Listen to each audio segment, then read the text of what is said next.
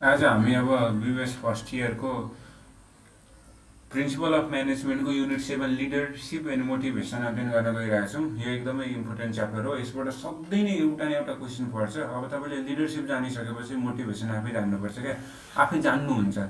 यो लिडरसिप र मोटिभेसन एकअर्कासँग रिलेटेड छ। अब लिडरसिप भनेको के हो? Leadership is basically an art, human or social skill. It is the process of influencing the subordinates so that they work hard and cooperate enthusiastically in the achievement of group goal.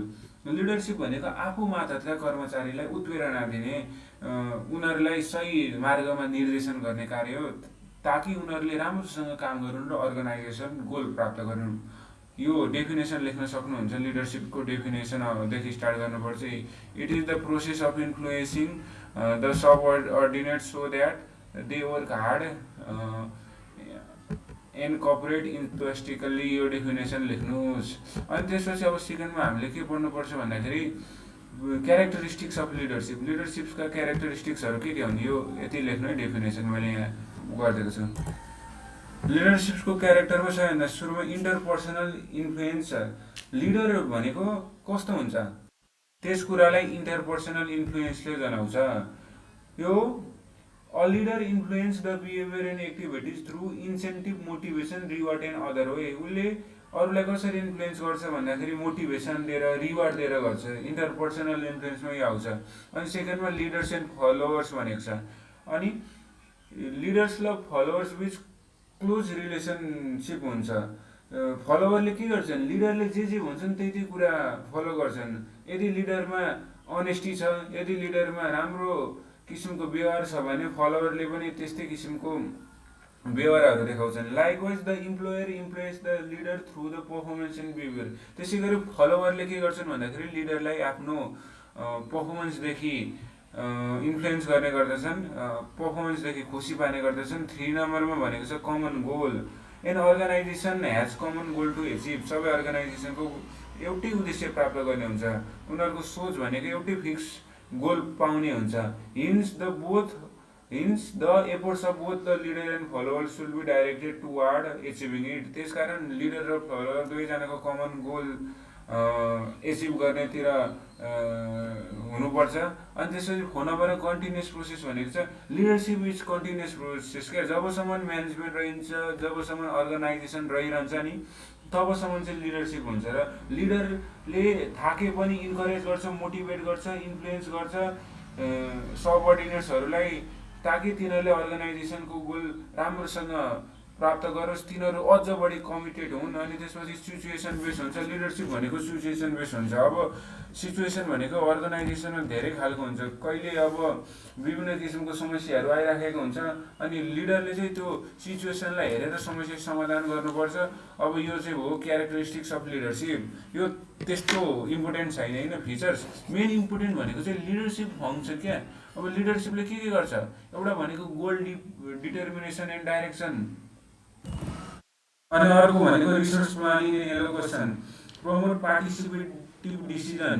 4 नम्बरमा के हाल्नुहुन्छ? Motivation and team work. 5 नम्बरमा build organisational culture, control and supervision, manage conflict, manage resistance to change. छैन, first भनेको goal determination and direction. लिडरले चाहिँ गोलहरू determine गर्छ र त्यो गोलप्रति सबै सबअर्डिनेट्सहरूले लाग्न आग्रह गर्छ। उसले चाहिँ गोलहरू स्पेसिफाई गर्छ, भिजनहरू बताउँछ। त्यसपछि उसले आफ्नो मेम्बरहरूसँग पनि के गर्छ भन्दाखेरि कम्युनिकेसन गर्छ गोल पाउनको लागि। So the first one is goal determination and direction, and the second one is resource planning and allocation. अब अर्गनाइजेसनमा त धेरै किसिमको रिसोर्सेसहरू हुन्छ नि त। अर्गनाइजेसनल रिसोर्सेसहरू हेर्ने हो भने फिजिकल रिसोर्स हुन्छ, ह्युमन रिसोर्स हुन्छ।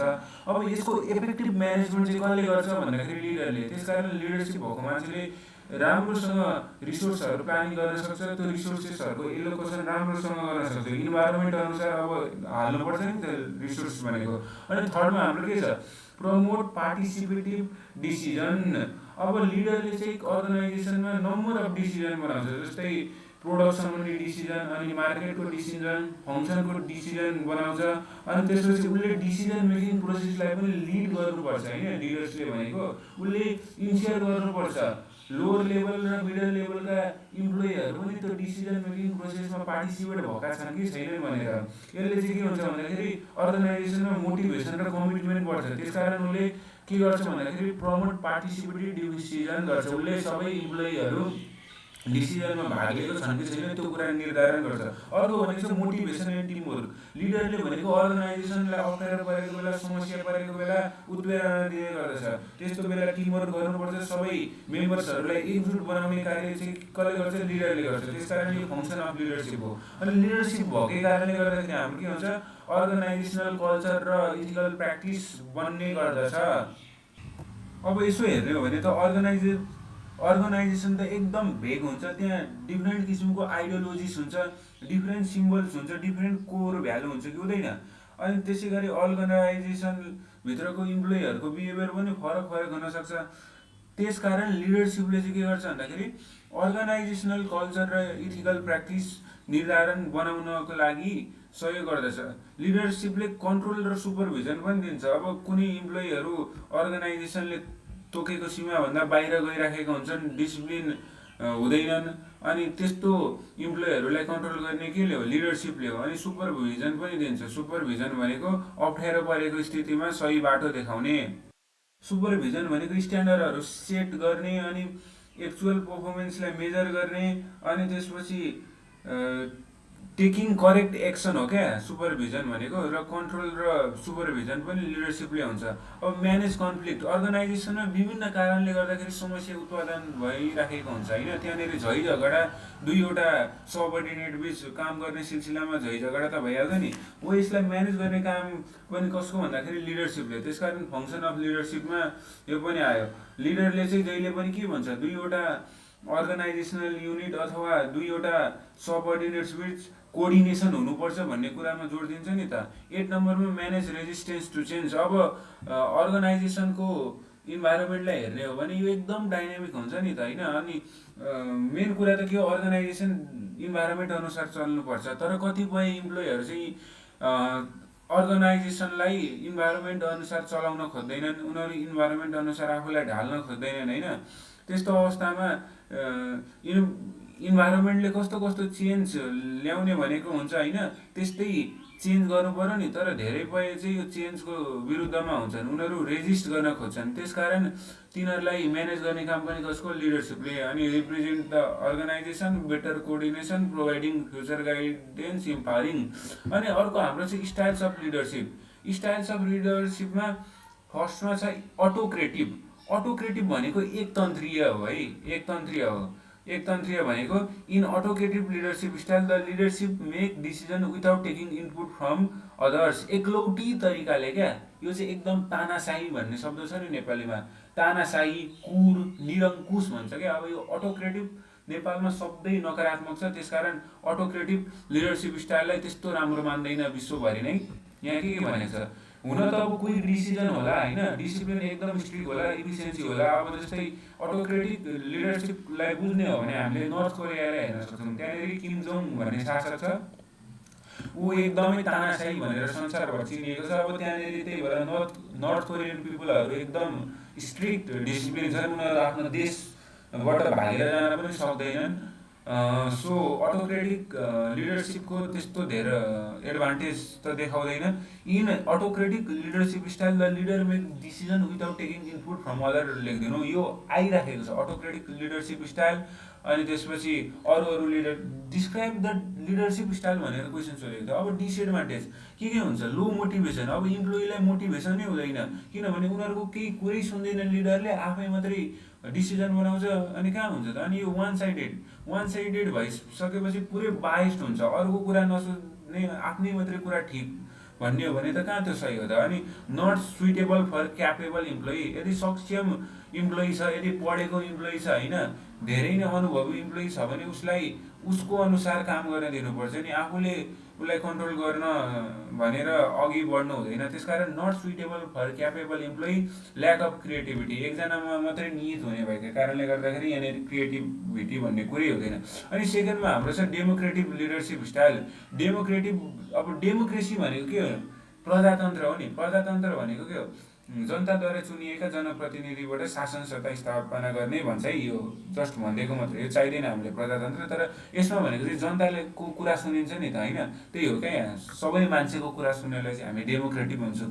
Democratic or participative style of leadership gives equal focus to both working people. अब डेमोक्रेटिभ लिडरसिपको इक्जाम्पल अरे एडभान्टेज सुरुमा इक्जाम्पल देखाइदिन्छु नि त। अब नेपाल हो भने यहाँ डिसिजन लिडर एक्लैले बनाउँदैन, होइन? जनताले चुनेका मान्छेहरूले पनि त्यो डिसिजन मेकिङमा सहयोग पुऱ्याउँछन्। अब बेटर डिसिजन हुन्छ, धेरै मान्छेको कुरा सुनिन्छ नि त। अनि क्रिएटिभिटी पनि हुन्छ, किनभने त्यहाँनिर lot of diverse people are working there क्या, होइन? सेकेन्डमा बेटर सेटिस्फ्याक्सन अफ इम्प्लोइ। यहाँनिर इम्प्लोइहरू सन्तुष्ट हुन्छन्, किनभने उनीहरूको मागलाई सम्बोधन गरिराखेको हुन्छ, उनीहरूको कुरा अनुसार अघि बढिराखेको हुन्छ। अनि सोल्युसन टु कम्प्लेक्स प्रब्लम, यस्तो कुनै समस्या आयो भने सबैजना मिलेर काम गर्छन्, त्यसकारण सोल्युसन टु कम्प्लेक्स प्रब्लम भइहाल्यो। अनि यसमा mutual trust and respect, so this are the advantage, होइन? अनि त्यसपछि अर्को के छ भन्दाखेरि डिसएडभान्टेजमा अब डेमोक्रेटिकमा डिसिजन मेकिङ प्रोसेस अलिकति लामो हुन्छ क्या, किनभने यहाँ त एउटा हायरकी हुन्छ नि त, अर्गनाइजेसन स्ट्रक्चर हुन्छ नि त। त्यही भएर डिसिजन मेकिङमा समस्या हुन्छ, डिले इन डिसिजन मेकिङ। नेपालमा एकदम ढिलो छ नि त यो निर्णय सम्बन्धी कुराहरू। अनि सेकेन्डमा इनइफेक्टिभ ड्युरिङ क्राइसिस भनेको छ। अब क्राइसिस भनेको जस्तै देशमा सङ्कटकाल लाग्यो, देशमा अनिकाल लाग्यो भने त्यस्तो अवस्थामा पनि इनएफेक्टिभ हुन्छ यो। अनि त्यसपछि over dependent on the team, difficulty in consciousness. अनि अब यसरी डेमोक्रेटिकको पनि एडभान्टेज र डिसएडभान्टेज जानु एकदम इम्पोर्टेन्ट छ। अनि 3 नम्बरमा भनेको फ्री रेन्ड अथवा लेसिज फेयर लिडरसिप। यो त 2 मार्क्समा पनि सोधेको छ, लेसिज फेयर लिडरसिप भनेको के हो भनेर। लेसिज फेयरमा चाहिँ होइन, एक किसिमको लिडरसिप स्टाइल हो जसमा चाहिँ लिडर्सले completely allow group member to make the decision. अघि अटोक्रेटिकमा भनेको लिडरले आफैले गरेको थियो, अनि यहाँ डेमोक्रेटिकमा भनेको चाहिँ इक्वल दिएको थियो, होइन, बोथ वर्किङ पिपललाई। अनि फ्री रेन अथवा लेसिज फेयरमा चाहिँ के गरेको छ भन्दाखेरि completely allow the group member to make the decision. लिडरलाई कुनै पनि आपत्ति नै छैन, ऊ शान्तले बस्छ, आफ्नो मेम्बरहरूलाई डिसिजन बनाउनु भन्छ। अब यसको एडभान्टेजमा पनि greater job satisfaction, employee development, better motivation, utilisation of employee पर्सनालिटीहरू रहेको छ। अनि डिसएडभान्टेजमा के छ, इग्नोरेन्स अफ द लिडर आफू जवाफदेही दिँदैन, अनि लिडरले गाइड दिनुपर्ने त्यो दिँदैन। अनि unsuitable for less competent employee. यो चाहिँ के भयो भन्दाखेरि फ्री रेन लिडरसिप स्टाइलका एडभान्टेज र डिसएडभान्टेज भए। अब अर्को हाम्रो जान्नुपर्ने भनेको के छ भन्दाखेरि एप्रोचेस अफ लिडरसिप। लिडरसिपका एप्रोचहरू छ, होइन? सबैभन्दा सुरुमा हाम्रो के छ, ट्रेड एप्रोच अफ लिडरसिप भन्छ। यो ट्रेड एप्रोच चाहिँ एकदम प्रिमिटिभ हो क्या, सुरुतिर मान्ने खालको एप्रोच हो क्या। यहाँ के भन्छ, trait approach of leadership assume that leaders are born not made. यहाँनिर चाहिँ लिडरहरू जन्मिन्छन्, बन्दैनन् भन्छ। जस्तै अब राजाको छोरा राजा हुने चलन थियो नि सुरुमा, छोरै पछि राजा हुने, त्यस्तो अवस्थालाई यसले मान्यता दिन्छ क्या। यहाँनिर hence a person must possess certain qualities to be a leader. This approach assume that a person is born with necessary trait. अनि अझै यसले चाहिँ के भन्छ भन्दा a person must possess certain qualities to be a leader. यो जन्मजातै हुन्छ है, यो कन्डिसन अनुसार हुँदैन। लिडर भन्ने मान्छे चाहिँ सुरुमै विशेष किसिमको लिडरसिपको सम्भावना बोकेर जन्मेको हुन्छ। अनि त्यो लिडरसिप ट्रेड्स, ट्रेडको मिनिङ बुझ्ने हो भने ट्रेड भनेको चाहिँ विशेष किसिमको गुण बोकेको क्या, जन्मेदेखि नै विशेष किसिमको गुण बोकेको भन्ने हुन्छ। यो ट्रेड थ्योरीले पनि त्यही बुझ्छ। एउटा लिडर चाहिँ बन्दैन पछि गएर, अब मान्छे त विभिन्न परिस्थिति अनुसार बन्यो नि, तर यसले चाहिँ त्यसरी लिडर कहिले पनि बन्दैन, उसको जन्मजातै हुन्छ। उसको एक्सन ओरिएन्टेड गुण जन्मजातै हुन्छ। जहिले पनि स्मार्ट चोइस बनाउने गुणलाई एक्सन ओरिएन्टेड भन्छ, होइन? अनि दोस्रोमा एसेप्ट रेस्पोन्सिबिलिटी भनेको छ। एसेप्ट रेस्पोन्सिबिलिटी यो पनि लिडरसिप ट्रेड्स भन्छ, होइन? यो ट्रेड्सभित्र चाहिँ यी कुरा परेका। अब रेस्पोन्सिबिलिटी भनेको लिडरले जहिले पनि रेस्पोन्सिबिलिटी लिनुपर्छ नि त। अनि थर्डमा भनेको चाहिँ के भनेको छ भन्दाखेरि कम्पिटेन्ट भनेको कम्पिटिसन गर्न सक्ने हुनु पर्यो लिडर। ऊ चाहिँ स्किलफुल र क्यापेबल हुनु पर्यो, जस्तोसुकै कुरा पनि बुझाउन सक्ने हुनु पर्यो, यो चाहिँ कम्पिटेन्ट हो। ड्राइभ भनेको लिडरसिपले लग्नु पर्यो आफ्नो फलोवरहरूलाई आफ्नो भिजन गोलद्वारा आफ्नो फलोवरहरूलाई त्यसलाई एचिभ गर्न लग्नुलाई नै ड्राइभ भन्छ, डिजायर टु लिड। अनि त्यो जन्मजातदेखि नै त्यो लिडरहरूलाई चाहिँ लिड गरेर डिजायर हुन्छ अगाडि बढाउने, यस्तो कुरा भन्छ यो ट्रेड एप्रोचले चाहिँ।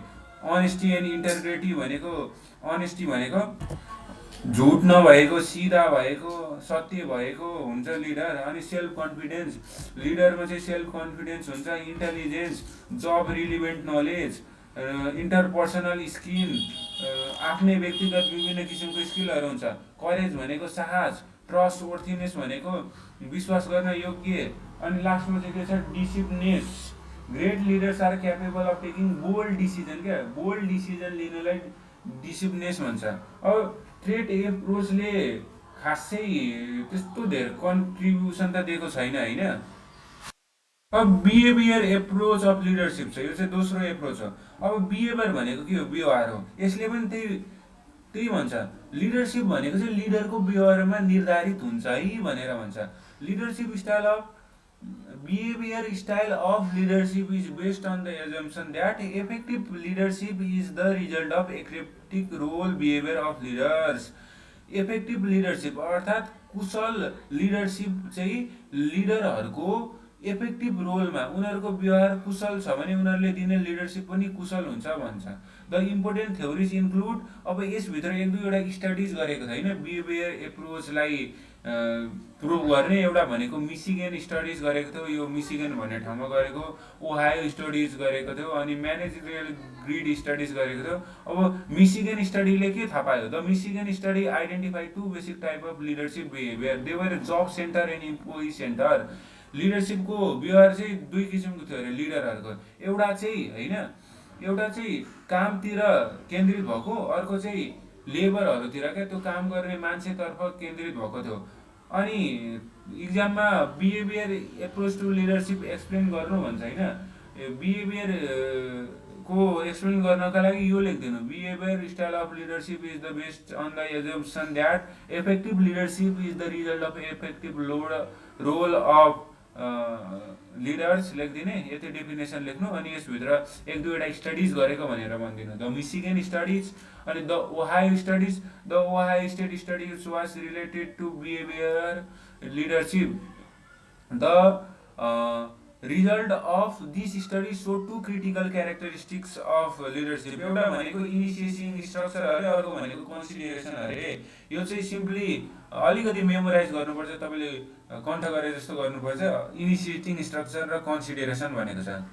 अनि अर्को भनेको छ द म्यानेजरियल ग्रिड, यो बिहेभियर एप्रोचभित्र परेका कुरा है। The managerial grid, it main purpose was to analyse their leadership style through a technique known as grid training concern for people. लिडरले आफ्ना फलोवर अथवा आफ्ना मान्छेहरूतिर ध्यान दिन्छ कि दिँदैन, अनि प्रोडक्सनतिर दिन्छ कि दिँदैन। This is the degree to which a leader consider the needs of team member, their interest in areas of personal development भनेको छ। अनि कन्सर्न फर प्रोडक्सन, प्रोडक्सनतर्फ लिडरले चासो देखाउँछ कि देखाउँदैन। This is the degree to which leadership emphasise concentrate organisational objectives, efficiency and productivity. यो अलिकति मजाले हेर्नु भने बुझिन्छ बिहेभियर एप्रोच अफ लिडरसिप। अनि त्यसपछि अब कन्टिजेन्सी, कन्टिजेन्सी भनेको सिचुएसन क्या, अहिलेको सिचुएसन, वर्तमान अवस्था। The contingency leadership approach identifies variables that permit certain leadership characteristics and behaviour to be effective in given situation. यो धेरै इम्पोर्टेन्ट छैन होइन, कन्टिजेन्सी थ्योरी चाहिँ अगाडि इम्पोर्टेन्ट छ। यसमा अब फ्रेड फिल्डर कन्टिजेन्सी थ्योरी भनेको छ, पिजी थ्योरी भनेको छ। अब मेन भनेको चाहिँ यहाँनिर यिनीहरू हो। ट्रान्सफर्मेसनल लिडरसिप भनेको के हो, transformation leadership is the ability to inspire follower to change expectation, perception and motivation towards to our common goals through the leadership vision and personality. लिडरको भिजन र पर्सनालिटीको कारणले गर्दाखेरि उसले आफ्नो फलोवरको त्यो माइन्डसेट चेन्ज गर्नु, अनि त्यसपछि उसलाई सादा गोलतर्फ धकेल्नुलाई नै हामी ट्रान्सफर्मेसन लिडरसिप भन्छौँ। यो ट्रान्सफर्मेसन भनेको के हो, बदलिने नि त, परिवर्तन हो नि ट्रान्सफर्मेसन भनेको, चेन्ज हुने हो नि त। त्यही हो क्या, लिडरसिपको प्रयोग गरेर चाहिँ फलोवरलाई इन्स्पायर गर्नु, अनि त्यो फलोवरको एक्सेप्सन्स फलोवरले सुरुमा सोच्ने तरिका चेन्ज गर्नु, सुरुको पर्सेप्सन चेन्ज गर्नु र उनीहरूलाई साझा गोल, कमन गोल भनेको छ नि त्यहाँ, कमन गोलतर्फ धकेल्नु। के प्रयोग गरेर धकेल्ने भन्दाखेरि लिडरसिप, भिजन एन्ड पर्सनालिटी। अब ट्रान्सफर्मेसन लिडरसिपका फाइदाहरू यो जान्नै पर्छ। ट्रान्सफर्मेसन लिडरसिप भनेको के हो, अनि त्यसपछि कोचिङ लिडरसिप भनेको के हो। अब ट्रान्सफर्मेसन लिडरसिपका फाइदाहरू के छ, एउटा क्रिएटिभिटीलाई इन्करेज गर्छ, अनि त्यसपछि इन्डिभिजुअलाइज कन्सिडरेसन हुन्छ, अनि त्यसपछि अर्को भनेको छ इन्सपिरेसनल मोटिभेसन, आइडियलाइज इन्फ्लुएन्स। अब इन्करेज क्रिएटिभिटी, ट्रान्सफर्मेसन लिडरसिपमा के बुझ्नुभयो, लिडरसिपले ट्रान्सफर गरिदिन्छ होइन फलोवर्सको माइन्डसेटलाई। अब माइन्डसेटलाई चेन्ज गरिदिइसकेपछि त उसले नयाँ नयाँ तरिकाहरू खोज्छ नि त, ऊ नयाँ नयाँ कुराहरू एक्सप्लोर गर्छ नि त। अनि नयाँ कुरा एक्सप्लोर गरेपछि के हुन्छ, क्रिएटिभिटी बढ्छ, त्यसकारण इन्करेज क्रिएटिभिटी भयो। सेकेन्डमा इन्डिभिजुअलाइज कन्सिडरेसन भनेको छ। अब ट्रान्सफर्मेसन लिडरसिपले चाहिँ इन्डिभिजुअललाई फोकस दिन्छ क्या, त्यही भएर इन्डिभिजुअलाइज कन्सिडरेसन भनेको कुनै व्यक्तिलाई कन्सिडर गर्नुलाई नै इन्डिभिजुअलाइज कन्सिडरेसन पनि भनिन्छ। यो किसिमको लिडरसिप चाहिँ आफ्नो फलोवरसँग ओपन हुन्छ, फ्री हुन्छ, फलोवरको कुरा सुन्छ, सेयर आइडियाज हुन्छ होइन। अनि डाइरेक्टली लिडरले तिनीहरूलाई कन्ट्रिब्युसन गर्नको लागि हेल्प गर्छन्, त्यही भएर इन्डिभिजुअलाइज कन्सिडरेसन, व्यक्तिलाई चाहिँ विशेष फोकस दिन्छ भनेको छ क्या। इन्सपिरेसनल मोटिभेसनल, अब यहाँ इन्सपिरेसन दिन्छ, मोटिभेसन दिन्छ भनेर बुझ्ने। फलोवरहरूलाई चाहिँ कन्सिस्टेन्टली निरन्तर रूपमा मोटिभेसन दिन्छ, इन्सपिरेसन दिन्छ। त्यति मोटिभेसनहरू दिइसकेपछि त फुलफिल हुन्छ नि, त्यो प्यासनले फुलफिल गरिदिन्छ नि फलोवरले पनि। अनि आइडियलाइज इन्फ्लुएन्स भनेको छ, the transformation leaders as role models that follower seek to follow. Ideal हुन्छ क्या, उनीहरूको इन्फ्लुएन्स चाहिँ यति राम्रो हुन्छ कि फलोवरहरूले लिडरलाई आइडियल मान्न थाल्छन्। सो यो एकदम इम्पोर्टेन्ट छ इक्जाम पोइन्ट अफ भ्यूमा, ट्रान्सफर्मेसन लिडरसिप। अनि त्यसपछि ट्रान्सफर्मेसन लिडरसिपको क्यारेक्टरिस्टिक्स। त्यसै गरी कोचिङ लिडरसिप छ। अब कोचिङ लिडरसिपले के भन्छ, the coaching leadership involves encouraging people to try something new on their own instead of directly showing the way of doing something or delegating work to them। आफ्नो फलोवरहरूलाई चाहिँ केही नयाँ कुरा गर भनेर प्रोत्साहन गर्ने होइन, आफूले नसिकाइदिकन उनीहरू आफैलाई केही नयाँ कुरा गर भनेर भन्ने चाहिँ कसले हो, कोचिङ लिडरसिप। यहाँ हेर्नु त, to try something new on their own instead of directly showing the way of doing something. तिनीहरूलाई डाइरेक्ट यो गर्ने तरिका देखाउने भन्दा पनि आफै ट्राई गर भनेर भन्ने कुरा चाहिँ कोचिङ लिडरसिपले देखाउँछ। अब कसरी बुझ्नु भन्दाखेरि कोचिङ लिडरसिपमा चाहिँ लिडरहरूले रिसोर्सेसहरू चाहिँ दिन्छ होइन, सामग्रीहरू दिन्छ, तर यो गर्न चाहिँ आफै गर्नु भनेर उनीहरूले प्रोत्साहन गर्छन् क्या। Here they provide all the resources to complete the assignment successfully भनेर भन्न सकिन्छ। They lead the way to get the best out of the employee or the team. The coaching leadership is based on dynamic interaction between leader and the follower। अब यसमा definition जान्नु, the coaching leadership involves encouraging people to try something new on their own instead of directly showing the ways of doing something होइन। The coaching leaders help people see how their work fits into overall big picture. यहाँ भनेको चाहिँ mainly आफै गर क्या, हामी तिमीलाई direct तरिका दिँदैनौँ, तिमी आफै थाहा पाऊ भन्ने। जस्तै कुनै व्यक्ति इटरी गइरहेछ भने एउटा गाइडले तिमी यो बाटो जाऊ नभनिकन तिमी आफै जाऊ, हामी तिमीलाई चाहिँ इन्करेज गर्छौँ, तिमीलाई मोटिभेट गर्छौँ भन्नु नै कोचिङ लिडरसिप हो। अब क्यारेक्टरिस्टिक्स अफ कोचिङ लिडरसिपमा एक्टिभ इन्टरेक्सन छ। The coaching leadership style is based on dynamic and active interaction between leader and the follower.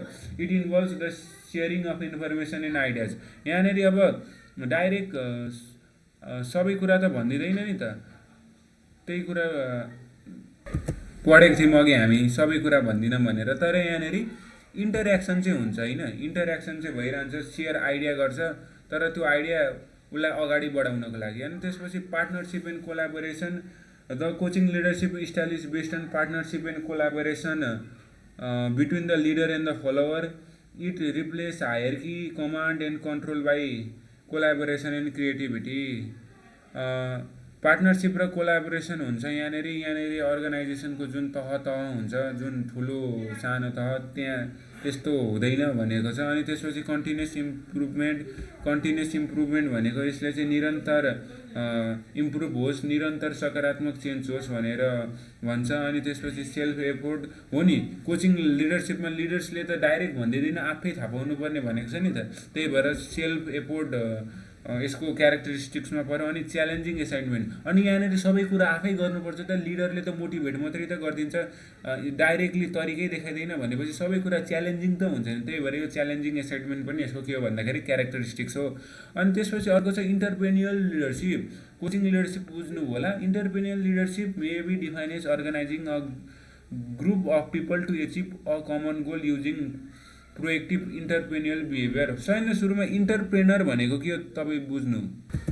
Entrepreneur भनेको a person who sets up a business, होइन, taking on financial risk in the hope of profit. Risk लिएर केही कुरा लगानी गरेर नाफा कमाउँछु भनेर लागि परेको व्यक्तिलाई नि इन्टरप्रेनर भनिन्छ, उद्यमी भन्छ नेपालीमा। अब इन्टरप्रेनर लिडरसिप पनि त्यही हो, इन्टरप्रेन्युअल बिहेभियर देखाएर, इन्टरप्रेन्युअल बिहेभियर युज गरेर के गर्ने भन्दाखेरि लिडरसिप गर्ने प्रक्रियालाई नै इन्टरप्रेन्युअल लिडरसिप भनिन्छ। अब इन्टरप्रेन्युअल लिडरसिप लिडरले कसरी गर्छन् भन्दाखेरि उनीहरूले रिस्कहरू लिन्छन्, अनि इनोभेटिङ आइडियाजहरूमा लगानी गर्छन्, अनि पर्सनल रेस्पोन्सिबिलिटी लिन्छन्। यसरी इन्टरप्रेन्युअल लिडरसिप गर्छन् र नाफा लिन खोज्छन्। अब क्यारेक्टरिस्टिक्स भनेको के छ, इनोभेसन छ। अब इनोभेसन भनेको क्रिएटिभिटी जस्तै हो क्या। अब इन्टरप्रेनरले नयाँ नयाँ कुराहरू कन्स्ट्यान्टली हेरिराखेको हुन्छ, नयाँ नयाँ तरिकाले कामहरू गर्ने, अनि त्यसपछि अपर्च्युनिटीहरू हेरिराखेको हुन्छन् मार्केटमा। त्यही भएर इन्टरप्रेन्युअल लिडरसिपको फर्स्टमा भनेको इनोभेसन हो, सेकेन्डमा भनेको मोटिभेसन। इन्टरप्रेनर जहिले पनि मोटिभेटेड मान्छे हुन्छ। रिस्क लिन खोज्ने मान्छे भनेको जहिले पनि मोटिभेटेड मान्छे त हो नि। रिस्कबाट नाफा पनि हुनसक्छ, घाटा पनि हुनसक्छ। त्यसकारण मोटिभेसन पनि हाम्रो के भयो भन्दाखेरि एन्टरप्रेन्युअल लिडरसिपको एउटा क्यारेक्टरिस्टिक भयो। रिस्क एसेसमेन्ट भनेको छ। अब रिस्कको कुरा त अघिदेखि आइरहेछ इन्टरप्रेन्युअल लिडरसिपमा, होइन। अब इन्टरप्रेनर भनेको एकदम रिस्क लिने मान्छे। तिनीहरू जहिले पनि रियलिस्टिक र एटेनेबल गोल सेट गर्छन् र त्यसमा रिस्क हुन्छ कि हुँदैन भनेर त्यो हेर्छन्। अनि त्यसपछि अर्को के छ भन्दाखेरि प्रोएक्टिभनेस भन्ने छ। प्रोएक्टिभनेस भनेको सक्रियता हो, होइन। प्रोएक्टिभनेस भनेको लिडर्सहरू चाहिँ एकदम सक्रिय हुन्छ क्या, उनीहरू भविष्यमा आउने कुराहरू हेरिराखेको हुन्छ एकदम सक्रिय रूपमा भनिन्छ।